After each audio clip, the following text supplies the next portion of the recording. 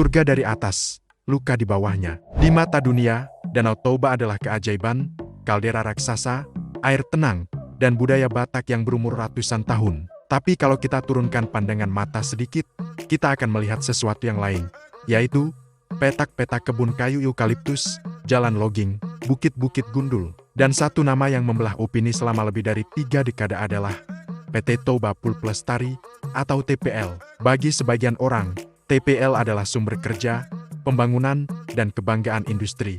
Bagi yang lain, TPL adalah simbol perampasan tanah adat, bencana ekologis, dan kekerasan yang terus berulang. Pertanyaan kita hari ini sederhana, tapi jawabannya rumit. Ada apa sebenarnya dengan TPL? Kisah ini tidak dimulai dengan nama Toba Pulp Lestari. Ia dimulai dengan nama lain yaitu PT Inti Indorayon Utama atau biasa disingkat IU. Perusahaan ini didirikan pada 26 April tahun 1983, mulai beroperasi komersial 1 April tahun 1989 di Porsea, Kabupaten Toba, Sumatera Utara.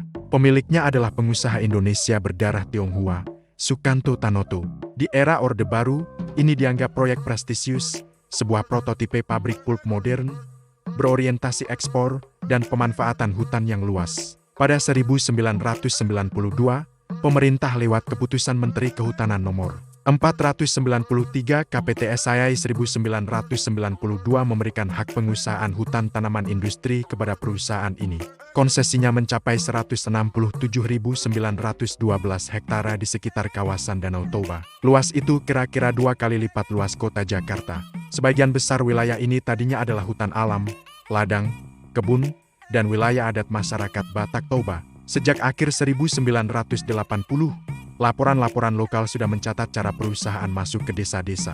Tanah rakyat dibeli atau diambil dengan memanfaatkan adat pago-pago, yang tak lain tak bukan sebuah praktik adat yang sejatinya bukan jual beli tanah, tapi pengesahan peristiwa dengan upah raja untuk saksi. Di tangan perusahaan, praktik ini dipelintir menjadi legitimasi pengambil alihan lahan. Seiring menguatnya operasi, protes pun bermunculan. Warga sering mengeluh, air sungai berubah, ikan mati, bau menyengat dari pabrik, serta dampak kesehatan yang meliputi penyakit kulit, gangguan pernapasan, serta gangguan kesehatan pada ibu dan anak di sekitar pabrik. Konflik pun memuncak pada akhir 1990-an. Antara tahun 1998 hingga tahun 1999, bentrokan antara warga dan aparat keamanan terjadi di sekitar pabrik Indorayon. Sebuah laporan menyebut, sedikitnya 6 orang tewas dan ratusan luka-luka dalam rangkaian bentrokan itu.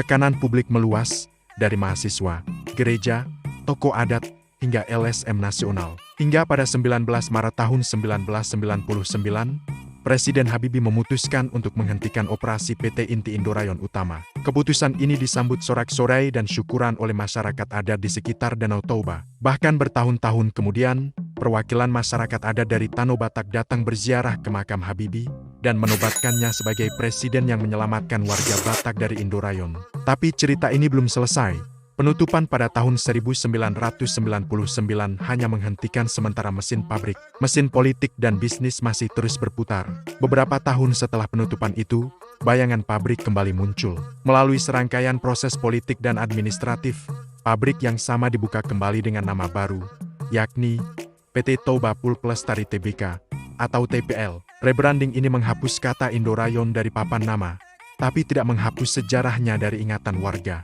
Perusahaan tetap berbasis di Sosor Ladang, Pangombusan, Kecamatan Parmaksian, Kabupaten Toba, dengan konsesi yang pada izin terakhir pada tahun 2020 tercatat tetap 167.912 hektar.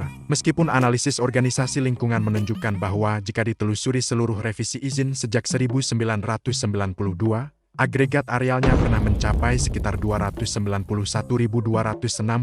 hektar. Di atas kertas, izin terbaru terlihat sebagai pengecilan area. Tapi analisis detail menunjukkan hal lain, bahwa ada area-area lama yang dilepas, diganti dengan area baru di lokasi lain. Bagi masyarakat adat, bahasa ini sederhana, kalah di sini, pindah merambah di sana. Sekarang, mari kita lihat TPL hari ini, bukan dari poster demo, tapi dari datanya. Menurut berbagai sumber resmi dan pemberitaan, TPL mengelola 167.912 hektar hutan tanaman industri di Sumatera Utara. Operasinya tersebar di 5 blok utama, yakni Aek Nauli, Habinsaran, Tapanuli Selatan, Air Raja, dan Tele.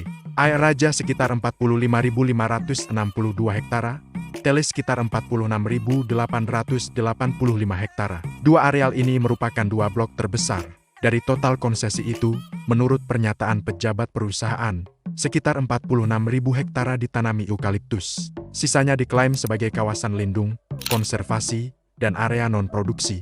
Sebuah laporan investigasi lain menyebutkan bahwa sekitar 33.265 hektare izin TPL justru berada di luar kawasan hutan produksi, yaitu 22.033 hektare di areal penggunaan lain atau APL dan 11.232 hektare di hutan lindung, di tempat di mana fungsi yang seharusnya lebih ketat untuk konservasi.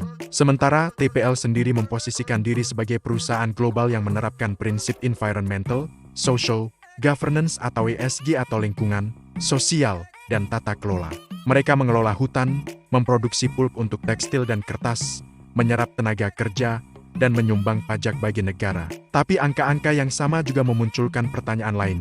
Apa artinya ketika puluhan ribu hektare konsesi industri justru berada di hutan lindung dan APL yang di dalamnya sudah lama hidup masyarakat adat? Sebelum industri masuk, banyak areal hijau di sekitar Danau Toba adalah mozaik hayati yang di dalamnya hidup.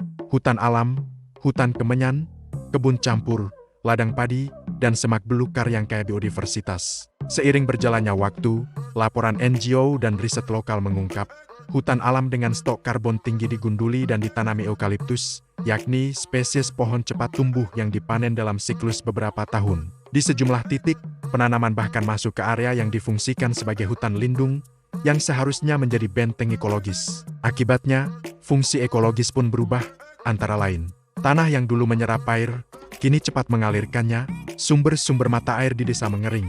Banyak sungai kecil yang dulu mengalir sepanjang tahun, sekarang musiman atau bahkan mati. Bagi laporan teknis, ini adalah penurunan fungsi hidrologis.